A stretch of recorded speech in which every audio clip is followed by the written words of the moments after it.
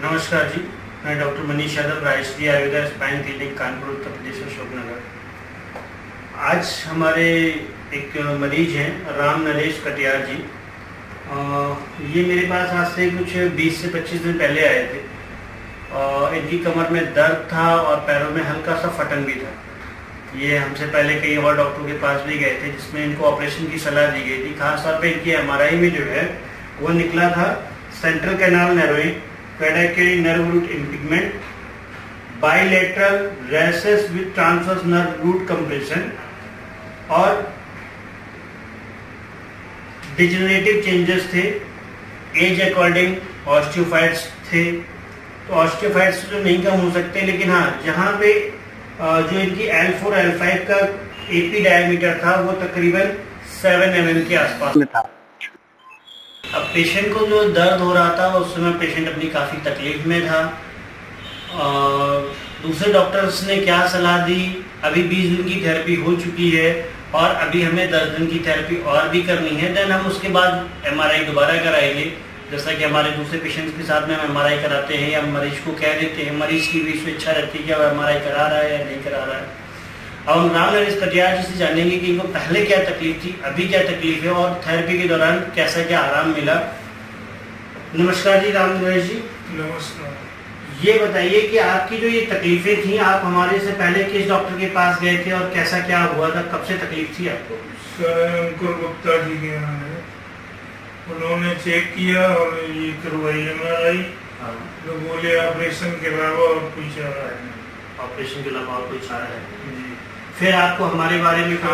मैं आपके यहाँ, मेरे दोस्त हैं, नाम नहीं याद आ रहा, उन्होंने मुझे बताया कि आप वहाँ जाइए, इसमें आयुर्वेद तो आपको पूरा रिलीफ मिलेगा। इसलिए मैं ढूंढते ढूंढते यहाँ पे आया आपके यहाँ।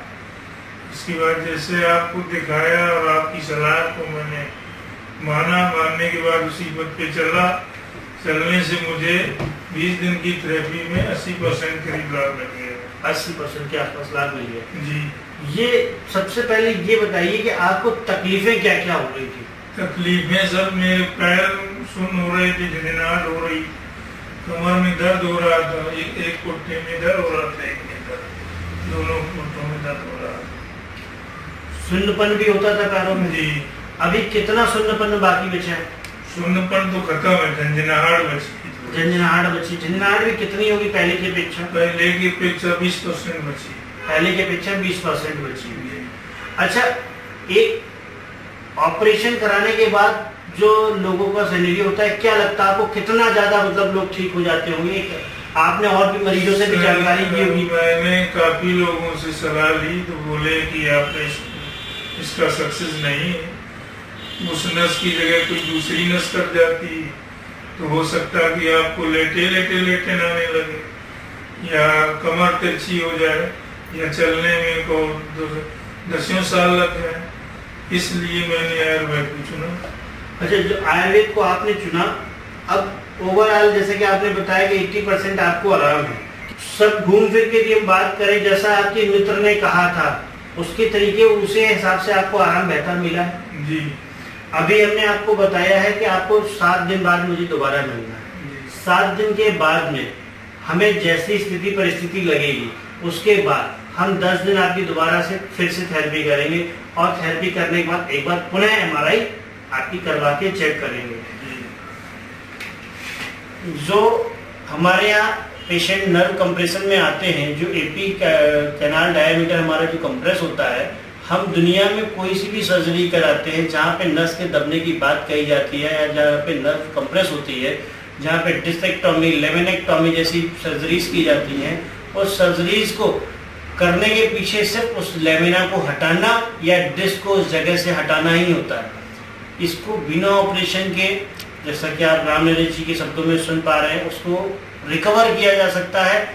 मरीज को कुछ चीज़ें अपने लाइफ के साथ हमेशा सुधार के रखनी पड़ती हैं, जैसे कि कुछ एक्सरसाइज उसको आजीवन करनी पड़ती है। ऐसा नहीं है कि एक्सरसाइज नहीं करेगा तो वो बस, कोई व्यक्ति यदि परहेज नहीं करेगा तो बीमारी को वापस पा लेगा, कोई व्यक्ति यदि अन्य चीज़ें गलत तरीके से करेगा, गलत तरीके से उठेगा बैठेगा या कुछ भी ऐसे गलत अपत्य आहार विहार करेगा तो तकलीफ दोबारा आएगी, वरना ऐसी तकलीफें जल्दी दोबारा नहीं आती हैं।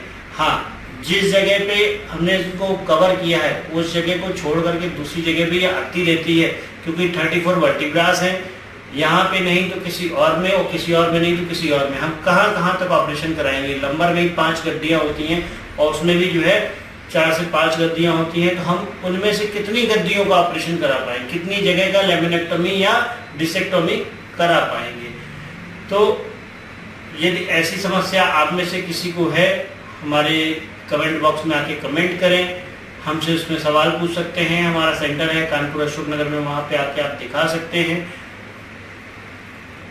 इसी के साथ हम आपको मिलेंगे रामनेत्र जी के साथ 20 दिन के बाद दूसरी थेरेपी में। धन्यवाद।